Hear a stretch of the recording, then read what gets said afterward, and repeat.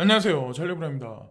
어저께 밤에 저도 오전이 되기 전에, 새벽녘이 되기 전에 좀 한편으로는 걱정 반, 근심 반, 뭐 기대 반 이렇게 있었는데 긍정적으로 시장 상황이 어저께서부터 뭐 XRP부터 이제 반등을 하면서 나쁘지 않게 지금 흘러가고 있는 현재 상황이긴 한데 글쎄요. 여기서 뭐 얼마나 더 올라갈지는 모르겠지만 일단 비트코인이 최소한 아무리 못해도 5만 9천 달러 위는 지지를 해줘야 저는 전반적인 시장이 어느 정도 이제 끌고 갈 거라고 저는 생각을 하거든요. 지금 근데 좀 우려스러운 거는 전체적으로 뭐 비트코인도 올라가고 알트코인도 뭐 시총 상위부터 하위 쪽으로 에너지 파동이 점진적으로 이렇게 가고 있는데 과연 이게 며칠이나 갈지 뭐 제가 단타성 위주로 매매를 하는 사람은 아니라서 제가 뭐 섣부르게 말씀드리긴 뭐하지만 스토캐스트랑 MAC들을 보시면서 이제 매매를 하시는 분들 같은 경우는 아마 급작스럽게 뭐 10% 이상 급등한 코인들은 아마 익절을 하시는 분들도 아마 분명히 있을 거예요. 그리고 참고로 이제 잘 모르시는 분들이 있는데 코인을 진짜 소량 뭐 100만 원, 뭐 1000만 원대 뭐 이렇게 매매하시는 분들은 100% 익절하고 100%뭐 매수하고 이렇게 하셔도 되지만 내가 만약에 좀 크다 이러신 분들 같은 경우는 아마 그렇게 하기가 되게 쉽지가 않을 거예요. 그러니까 보통 보면 포트폴리오를 굴릴 때 100% 매수와 100% 익절은 웬만하면 잘 안 하거든요. 시장 상황에 100%는 없어요. 항상 누차 말씀드리지만. 그래서 그런 거를 견지를 하시면서 이제 돌아가는 걸 보시고 그리고 XRP 같은 경우 뭐 반등이 나와서 뭐 다행이라고 생각하는데 제가 항상 반복해서 말씀드리는데 XRP가 300원에 있었을 때 소송에 걸렸을 때도 저는 XRP를 바라보는 제 관점이 똑같고 XRP가 지금 뭐 1800원대 올라와서 지금 현재 가격대에 있는 거가 제 입장에서는 똑같아요. 예.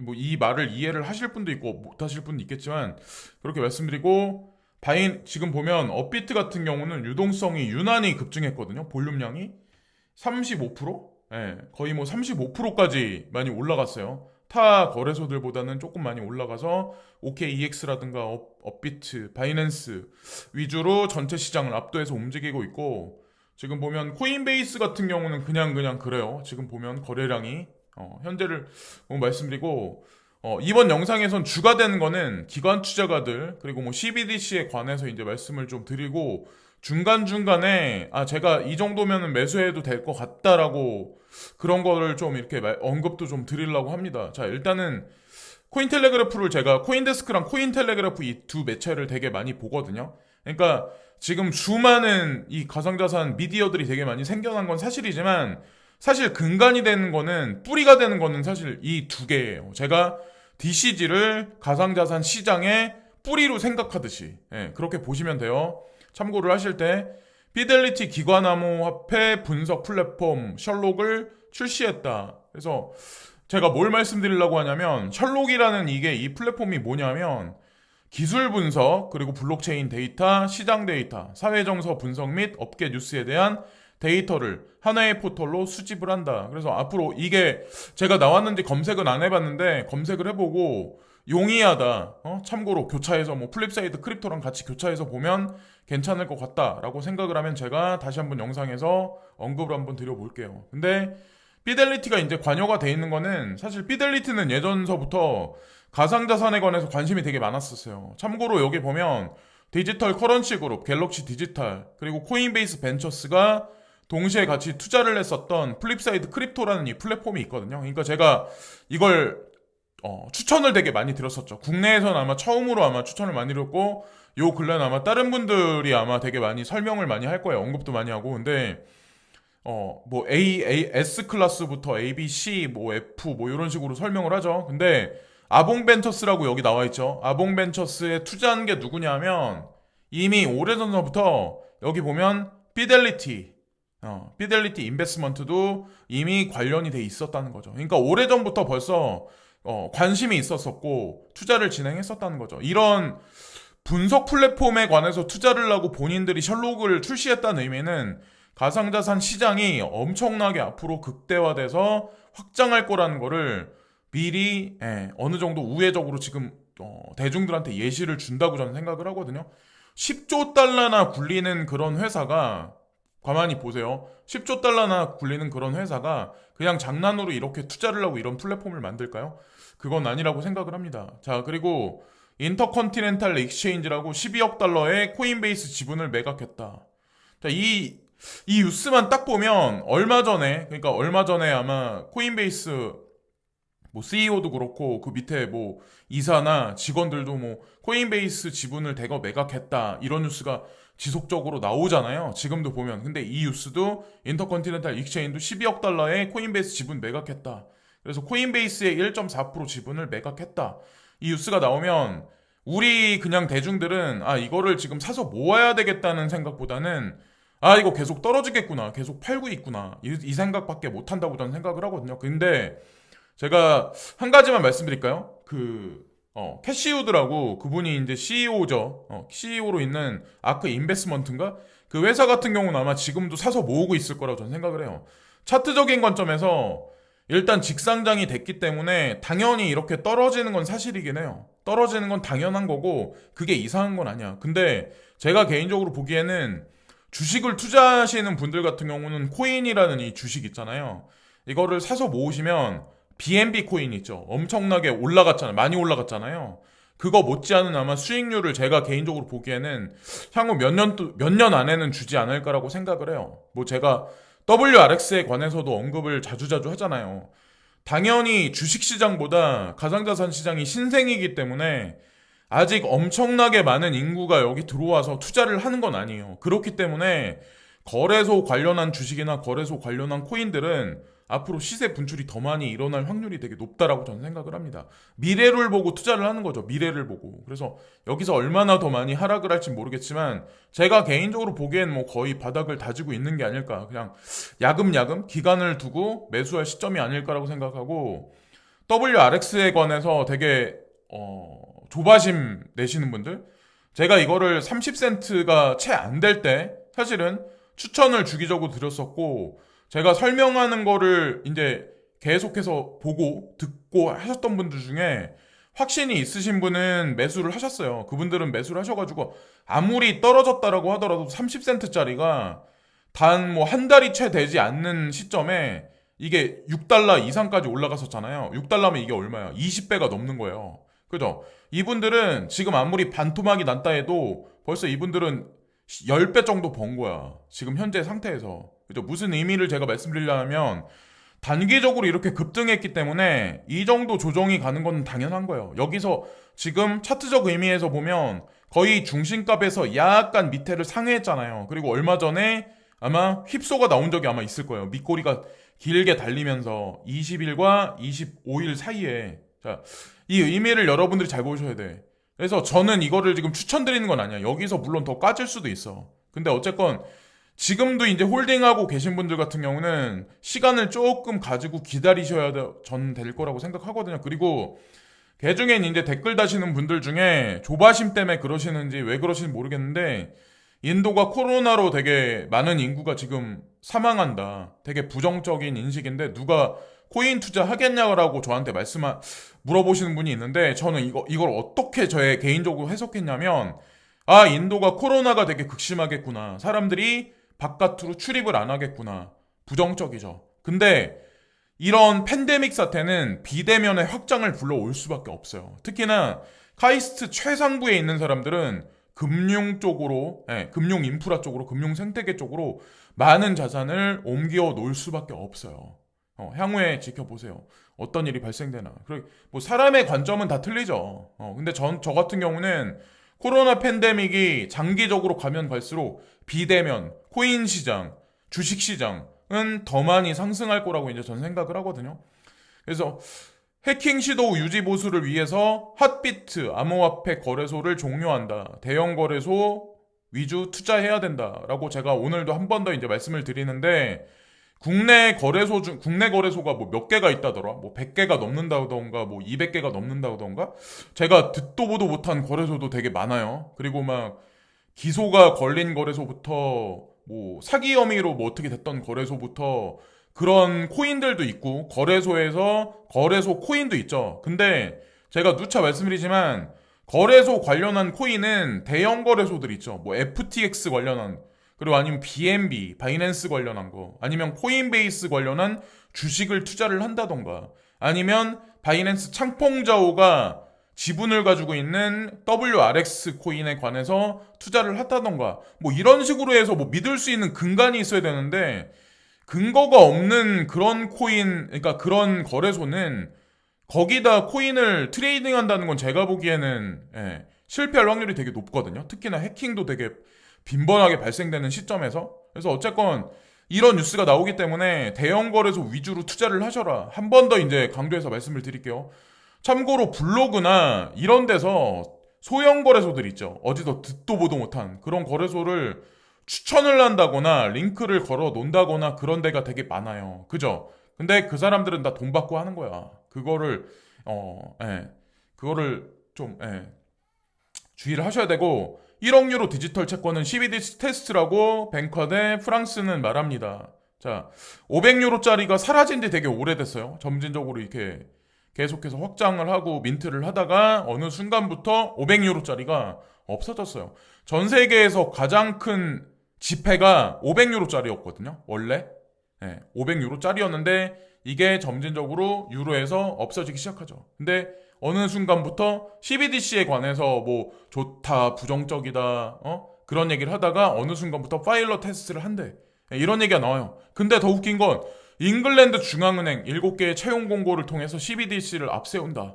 또 영국까지 이런 식으로 뭐 CBDC 테스트에 관해서 선임 연구원을 지금 뭐 그런 사람들을 뭐 뽑는다. 이런 얘기가 나와요. 이런 얘기를 보면 여러분들이 한편으로 이제 의심하시는 분들이 있어. 아, 이 CBDC가 나오면 내가 지금 투자하고 있는 가상자산이 사라지는 거 아니야? 근데 제가 누차 말씀드리지만 반복해서 말씀드리는데 확신 없는 투자는 하지 마시라는 거죠. 확신 없는 투자는 하지 마라. 내가 만약에 조금이라도 일말에 의심이 있으면 확신 없는 투자를 뭐하러 하세요? 그냥 국민은행에 돈을 맡기시지. 자, 신한은행에 그냥 적금을 부시지. 뭐하러 투자를 하세요? 그럴 필요 절대 없다. 확신 없는 투자는 하지 마라. CBDC는 제가 개인적으로 해석하기에는 결국엔 가상자산 시장 있잖아요. 에셋이라는 시장에 불을 당겨 놓을 거예요. 유동성 공급해서 장작불을 더 환하게 밝혀 줄 거라고 이제 저는 생각을 합니다. 결국엔 이걸 추구하는 거고 각국 중앙은행은 더 웃긴 거는 중앙일보에서 예전에 2020년 6월 23일 날 한국은행이 카카오와 손잡고 AI 연구 나선다. 근데 이 AI가 연구하는 게 뭐냐면 당장은 업무 지원 분야에 적용할 예정이지만 향후엔 금리 등 정책 결정에도 활용한다는 구상이다.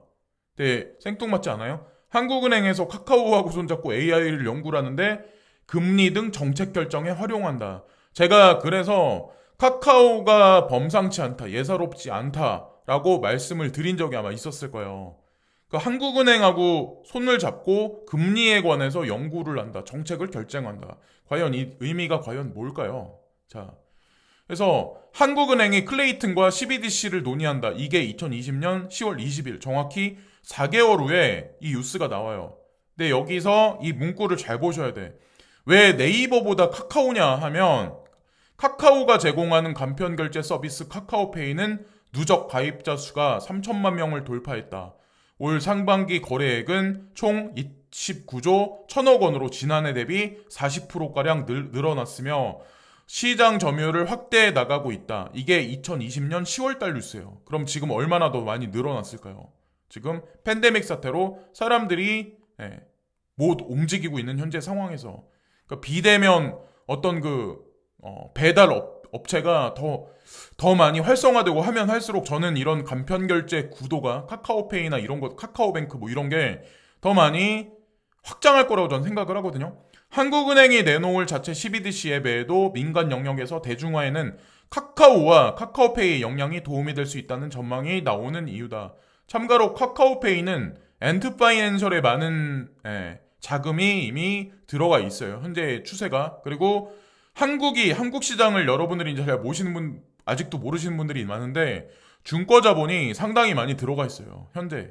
그러니까 앞으로 아마 더 많이 들어가 있고 중거 아마 입김이 더 많이 저는 들어갈 거라고 저는 생각해요. 한국 정부에 이미 들어가 있기도 하고 그리고 은산분리 규제 완화가 2018년에 이제 문정권에서 얘기를 하면서 사실 그때서부터 카카오가 엄청나게 커질 거라는 거에 관해서 이미 예견이 돼 있던 거라서 그리고 한국에만 국한되게 이제 뭐 사고하시는 분들은 나는 한국 국민이다. 그러니까 나는 어디를 싫어한다. 어느 국가를 싫어한다. 막 이렇게 보시는 분들이 되게 많은데 저는 한국 국민이라고 전 생각 안 해요. 저는 한국 땅을 밟고 한국 시민이지만 한국 국민의 정서로 한국적인 사고방식은 버려야 된다고 생각하는 이유가 왜냐면 지금 전 세계가 돌아가는 게 아마 아시겠지만 국경은 점점 사라지고 있어요. 국경 장벽은 점점 사라지고 있고 언어의 장벽도 어느 순간이 되면 사라지기 시작을 할 거예요. 우리가 생각하는 것보다 조금 더 빠르게. 그리고 시간의 장벽과 공간의 벽이 무너지기 시작하면 여기서부터는 진짜 무한 경쟁으로 들어가는 거예요. 내가 무슨 상품을 파는 사람도 마찬가지고 내가 무슨 상품을 생산하는 사람도 마찬가지라고 저는 생각을 합니다. 지금보다 밥 먹고 살기 훨씬 힘든 시절로 돌아가요. 사고방식도 그래서 내가 어떤 뭐 정책을 보거나 어떤 국가를 보거나 어떤 인종을 볼 때 유연하지 못한 사고방식을 하면 결국엔 이런 사회에서는 이런 패러다임이 존재하는 데서는 내가 끝까지 살아남기가 되게 쉽지가 않아요. 스폰지 같이 되게 플렉시블해야 돼요. 얌체볼 같이. 네. 그런 정서가 좀 필요하다는 거죠. 특히나 어린 친구들, 여러분들 자제분들은 아마 그런 정서가 더 많아야 된다고 저는 생각을 합니다. 그러니까 전 세계 여행을 더 많이 다녀보고 직장 생활도 오히려 조금 더 험난하고 어려운데 아프리카 같은데 인디아 같은데 사람들은 대부분 보면 지사를 나갈 때 다른데 해외 파견을 간다거나 이러면 나는 미국 가서 어디 있어야지, 캐나다 어디 짱 박혀 있어야지, 뭐 유럽에 어디가 있어야지, 스웨덴 가 있어야지 이런 생각을 되게 많이 하는데 그렇게 하면 제가 보기에는 성장이 아마 크게는 아마 못 갈 가능성이 높다라고 생각을 해요. 원래 고생을 많이 하는 사람들이 조금 더 그러니까 성공할 확률이 전 높다라고 생각하거든요. 사고 방식도 틀리고. TKO는 시세 분출이 나오는 듯한데 아직 WRX는 잠잠하네요. 한 2주? 이제 곧 펌핑이 나오리라 믿습니다. 어떤 분이 이런 댓글을 여기 다셨는데 제가 이분의 평단을 모르죠. 누군지도 몰라. 근데 댓글 하나만 보면 대충 알아. 일단 이분은 조바심을 지금 내고 있는 거예요. 내가 샀으니까 올라가야 된다 라는 생각을 하시는 거죠. 그죠? 시간을 정해두고 투자를 하시는 분들이 아마 되게 많을 거예요. 내가 투자했으니까 당장 올라가야 돼. 이건 뭘 뜻하냐면 나 지금 살기 너무 힘들어. 나 직장 생활 너무 힘들어. 대출 날짜 다가오고 있어. 빨리 올라야 돼. 이 문장 하나로 저는 대충 느낌이 와요. 그러니까 뭔 얘기냐면 코인 투자라는 거를 여유를 있게 마음을 비우고 해야 되는데 매사 마찬가지야. 사업을 하는 사람들도 마찬가지고 누구한테 뭐 어떤 여자한테 구애를 하는 뭐 저는 뭐 아직 결혼을 못했지만 근데 구애를 하거나 이래도 마찬가지고 조바심을 내고 내가 당겨 올라 그러고 내가 가게를 오픈했으니까 빨리 매출액을 올려야지 이렇게 마음 먹으면 먹을수록 그리고 어떻게 하면 그냥 원재료값 아껴야지 이런 생각만 그냥 잔뜩 갖고 있어서 그렇게 사업을 하면 저는 더 빨리 망할 거라고 생각을 하거든요. 원가 아끼는 건 좋죠. 그죠? 근데 선을 넘어버리면 그거는 오래 못 가요. 근데 코인 시장도 저는 코인 투자도 마찬가지라고 생각하거든요. 마음을 비워야 돼요. 부자들은 제가 이제 공통점을 보면 그 사람들은 자기가 생각한 올곧은 길이 있어. 퍼즐을 맞힐 때 분석이 확실해지고 하면 절대로 이 핸들을 틀지 않아요. 방향을 바꾸지 않아요. 그냥 직진 스타일이에요. 직진을 하되 분석이 확실하면 그냥 끝까지 밀어붙여요. 그래서 거기서 또 성공을 거둬. 또 다른 프로젝트가 온다. 그러면 거기서도 마찬가지로 또다시 그렇게 열매를 딸 때까지 그냥 직진을 해요. 흔들리지가 잘 않아요. 그런 사람들 제가 이게 가만히 그런 부자들 공통점을 보면 그 사람들은 자기네 그게 있더라고요.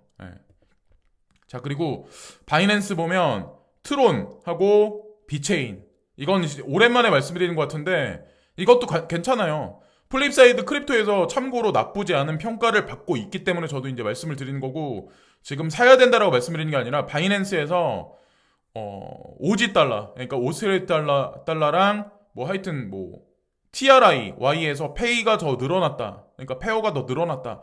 이 의미는 바이낸스 측에서도 나쁘지 않게 보고 있는 거예요. 뭐 여기 나와 있는 뭐 SLP나 버거라든가 베이크라든가 몇 개 코인도 있는데 제가 아는 거는 뭐 이런 거는 관심이 없기 때문에 트론이나 비체인 어쨌건 뭐 요런 하여튼 바이낸스를 트윗을 추종을 하시면 요런 것도 하나하나 그냥 견지해서 보세요. 보시고 토큰 포스트에 코인베이스 페이팔 통한 암호화폐 구매 지원 수수료를 4%에 달해 코인베이스가 페이팔을 통한 암호화폐 결제를 지원한다. 이 뉴스가 아마 오래전에 한 며칠 전에 나왔을 거예요. 근데 제가 말씀드리고 싶은 건 코인베이스 다운로드율이 제가 아는 걸로는 2위 자리에 있는 걸로 알고 있거든요. 이토론가? 이토론가? 뭔가 그거 다음에? 근데 사용자들이 점진적으로 계속 많아진다는 얘기죠. 그걸 이제 저는 말씀드리고 싶은 거예요. 이 뉴스 하나를 보고. 그래서 어쨌건 코인베이스 주식을 눈여겨봐둬야 된다라고 이제 전 생각을 합니다. 자, 어쨌든 더 많은 사람들이 페이팔을 통해서 아마 구매를 하기 시작하면 더 많이 움직일 거라고 생각하고 디지털 커런시 그룹이 여기 보시면 아프리카 최대의 FX 및 재무부 핀테크 회사이며 이제 막 시작을 합니다.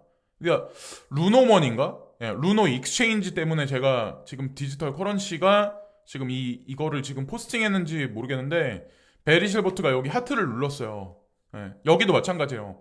아프리카 쪽으로 금융 인프라를 구축을 하고 코인 시장하고 연계해서 지금 뭐 생태계를 그려가고 있는 현재 단계죠. 자, 이들이 이렇게 움직일 때는 다 이유가 있는 거다. 아프리카, 인디아, 특히나 이런데 자, 앞으로 이 국가들이 어떻게 움직이나 보시고 비트스탬프에서 어떤 토큰이 어떤 코인을 상장하길 원하냐 이런 식으로 사람들한테 물어보니까 이게 제가 보니까는 원래도 이제 비트스탬프를 뭐 팔로잉 하고 있었는데 여기 보시면 베리실버트가 한마디 남기니까 하트하고 리트윗이 되게 많이 달려서 이게 제일 위에 올라가 있어요. 근데 파일코인 나와있죠, 지캐시 나와있죠, 마나코인 나와있죠, 호라이젠 나와있죠, 라이브피어, LPT 나와있죠. 자, 이 사람이 이렇게 직접적으로 여기다 이 글을 얹었을 때는 다 분명히 의도가 있다라고 저는 생각을 하거든요. 자, 어쨌든 마나도 제가 밀고 있는 코인이었고 파일은 이미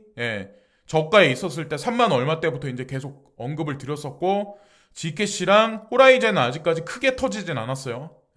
제가 호라이젠은 100달러 밑에 그리고 지캐시는 200달러 밑이라고 제가 말씀드렸죠. 거기서 사서 모아둬서 나쁘지 않을 거다. 근데 호라이젠은 100달러 밑으로 지금 떨어지지 않는 현재 상황이에요. 그 이후에는 나머지는 뭐 각자 투자자들이 알아서 해야 될 거라고 저는 생각을 합니다. 저는 참고로 더 이상 추매는 안 해요.